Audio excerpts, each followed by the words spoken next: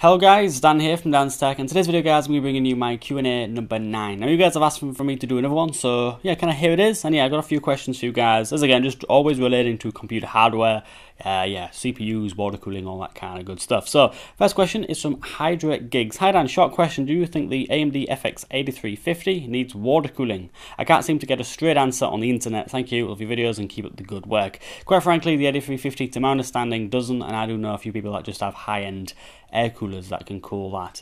I will say it does run hot.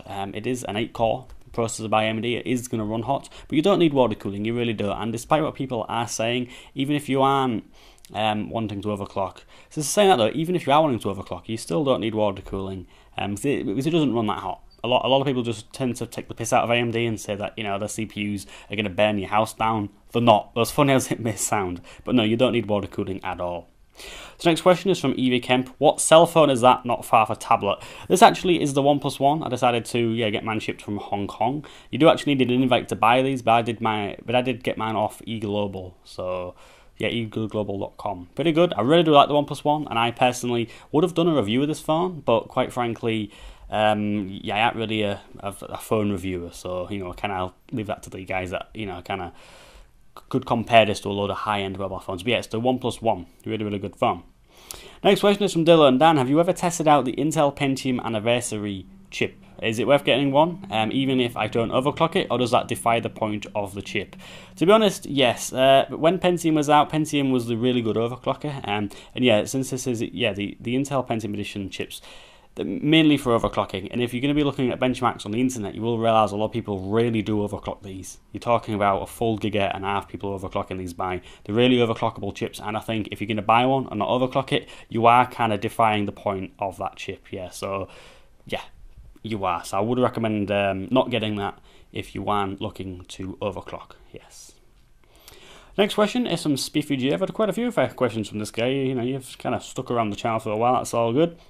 So it's, hey Dan, is the AMD 860K and the GTX 960 2GB a good build? Generally speaking, yes, it is, yeah. A GTX 960 2GB is a good card, very good card for the money. And I will say that, yeah, the AMD 860K, I think you can get that for around £60 now in the UK, so it is pretty good. And I've just also kind of included it in that screenshot. A guy did reply to saying, yep, it's good for most games, 1080p, high ultra settings. He's right, it is pretty good. But I will say, for the games that are more CPU demanding, you probably will need a little bit more, power. But typically, yeah, you are fine, yeah.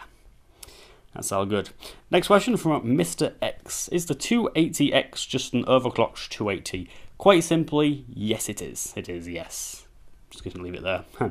Next question is from Ghost. Hey Dan, a bit of an odd question. Do you ever give your PC builds nicknames / codenames? I know that some people do, thanks. In all fairness, I haven't really named my PCs.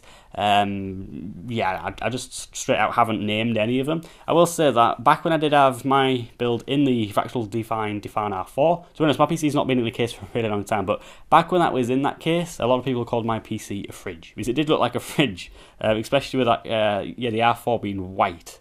No, I personally don't give them nicknames, and yeah, my friends like to give them nicknames for me, like, the fridge, yeah. It did look like a fridge though, so I give him that. The next question is from 94057 Gaming. Hi Dan, I'm hopefully getting an i7 4790K later this year. What cooler would you recommend to get with it? To be honest, with my experience, with me having experience with an i7 4770K, they do run quite hot at the end of the day. You do have 8 threads, and they do run quite hot. And when compared to, say, i5s, I would recommend getting a proper kind of cooling solution and not going with the Intel stock cooler. Now, there's nothing to say you do need water cooling, but water cooling would be a good thing if you are looking to overclock, sorry. Yeah, if you're looking to overclock. But I will say, if you're not wanting to overclock, I will just say, just get something like a Hyper 212 Evo, just something like a little bit beefier. I'm just looking up past my shelf, something like a Dark Rock Pro 3 or something like a Shadow Rock 2. They're pretty good coolers. Pretty good coolers. And I will say, I really quiet. But yeah, the 4790K, if you're wanting a cooler, you don't need to go really high end. You really don't need to go really high end at all. But I would recommend getting something a little bit better than a stock cooler. So yeah, something like a Hyper 212 Evo or something pretty high end, like something like a Dark Rock Pro 3. because they do get quite hot. Yeah, they do get quite hot. So I believe, yeah, last question is from Primasaur.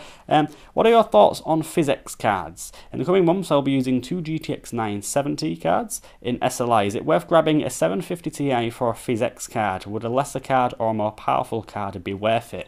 Now, I've never been a fan of this whole dedicating one card to PhysX. It's still an option in the NVIDIA control panel. You can still do that now.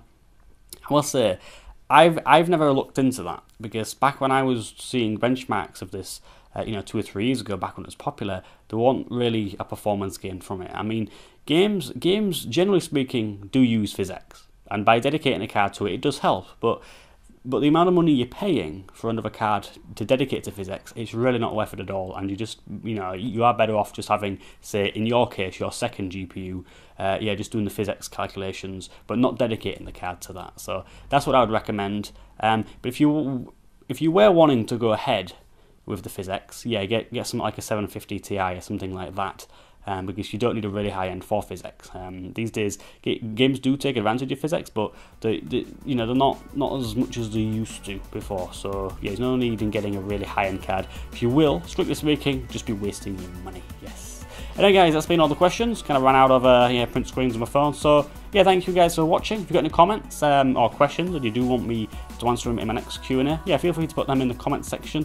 And yeah, I should kind of get back to them. I will say sometimes I do, typically write responses, but I will kind of get back to them in the video as well. So yeah, you can kind of inform everybody. Your questions are pretty interesting. Yep, interesting is a word. And yeah, I do kind of enjoy making these videos and yeah, answering your questions that you guys post in. Anyway, guys, thank you for watching. Please feel free to like, comment, and also subscribe. And I'll see you guys in the next video. Goodbye.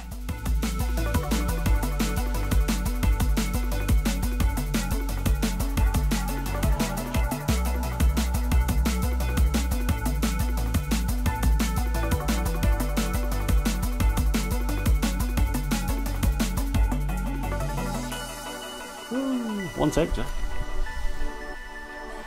One take, it's all it took. Right, and Jack, your clicky action, it'll have to stop.